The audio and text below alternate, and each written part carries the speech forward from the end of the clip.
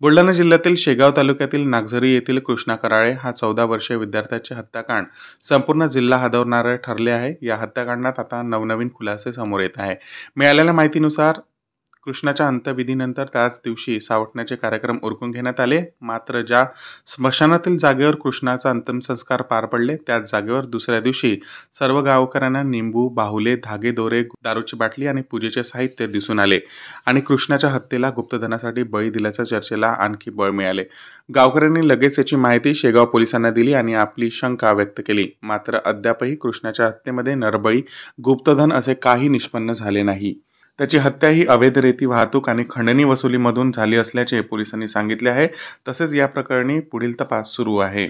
फुटेजच्या मार्फतीने आम्ही गाडी, अंगावरील पेहराव या अनुषंगाने जरा थोडा तपास करत होतो आणि बाकी कुणी मिसिंग वगैरे आहे का नातेवाईकातलं किंवा जवळच्या कुठल्या ह्याच्यातून त्या बाकी जे थोपटाळे असतात त्याच्या अनुषंगाने आम्ही चेक करत होतो आणि टेक्निकली जास्त न सांगता पुराव्याची बाब आहे तुम्हाला ह्याच अनुषंगाने आम्ही पुढे गेलो आणि त्या आम्हाला आरोपी निष्पन्न आहे। नरबळीसारखा प्रकार आहे का चर्चा होते त्याच्यामध्ये अद्याप कुठल्याही स्वरूपाचं असं नरबळीचं वगैरे प्रकरण दिसून आलेलं नाही।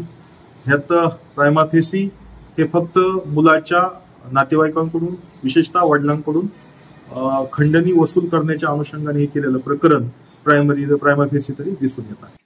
माझा हा मुलगा कृष्ण माझा पुतण्या होता आणि सावरण्या दिवशी त्याची तिथं पूजा करून हे केलेले आहे।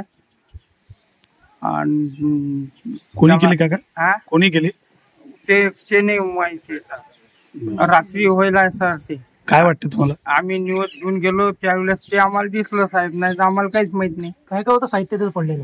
दारू शिशी होती, फुलं होते, निंब होते, पानं होते, एक बावली होती। तिचं काय तोडलेलं होतं? पाय मोडलेला होता त्या बावलीचा व त्याची हत्या केली। त्याचे जे सबळ पुरावे आहेत तिथं स्पॉट पंचनाम्यावर तिथं आढळले। अजून ती हत्या कशा कारणानिमित्त झाली हे आम्हाला अद्याप कळू शकले नाही। पोलिसांचं काय म्हणणं आहे? पोलिसांचं म्हणणं हे आहे की आमचा तपास चालू आहे, पण स्पष्ट ते कारण अजून ते सांगू शकले नाही। आपल्याला काय शंका आहे?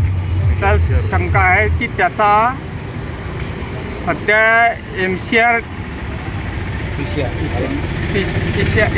चालू आहे, त्याचा MCR घेतला त्याचा, तर तो त्याचा योग्य तो तपास जलद गती न्यायालयाने तो लावण्यात यावा, योग्य तो न्याय मिळावा, माझ्या मुलाला न्याय मिळून द्यावा। आपल्या मुलाची हत्या झाली कशामुळे झाली अशी काय शंका आहे आपल्याला?